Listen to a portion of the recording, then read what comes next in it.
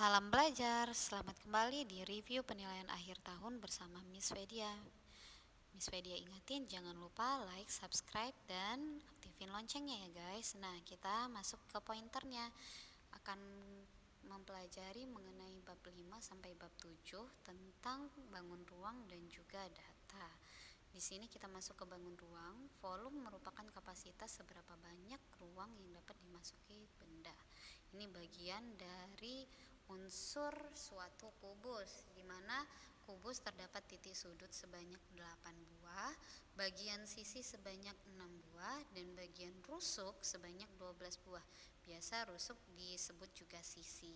Nah, kita akan masuki cara menghitung volume kubus. Karena sisinya sama panjang, volume konsepnya adalah luas alas kali tinggi. Oleh karena itu, volume dari kubus sisi dikali sisi dikali sisi, atau sisi pangkat 3. Sekali lagi, jangan sampai lupa.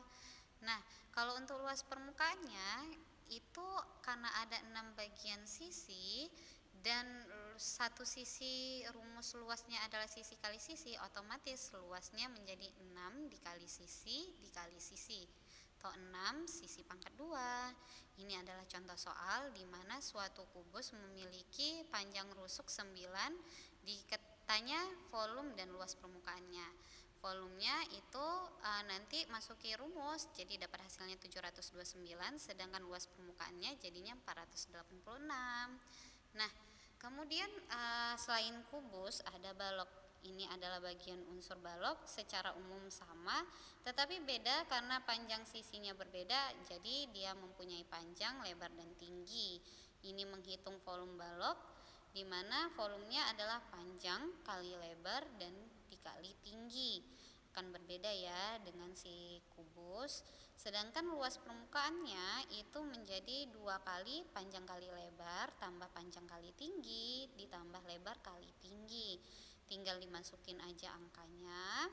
Yang penting kalian tahu mana bagian panjang, lebar, dan tinggi. Contohnya seperti ini, panjangnya 6, lebarnya 3, dan tingginya 4. Yang ditanya volume dan luas permukaan. Volumenya kita masuki rumus, dia dapatnya menjadi 72 cm pangkat 3, sedangkan luas permukaannya jadinya 108 cm pangkat 2. Nah, ini mengenai jaring-jaring. Jaring-jaring itu gabungan dari bangun-bangun ya, seperti yang kalian lihat. Jaring-jaring suatu kubus itu terdiri dari bangun persegi sebanyak 6. Nah, ada bagian biru dan bagian hijau. Bagian biru, bagian hijau bisa kalian jadi patokan, itu menjadi alas yang biru dan tutup menjadi yang hijau. Yang harus kalian gunakan adalah imajinasi. Kalau yang ini adalah contoh jaring-jaring balok.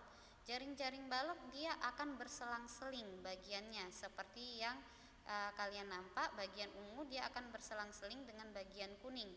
Kuning itu bisa kalian jadikan kalau di analisis bagian samping, sedangkan yang tadi ungu bagian atas bawah. Oke, sedangkan yang bagian hijau berarti depan dan belakang.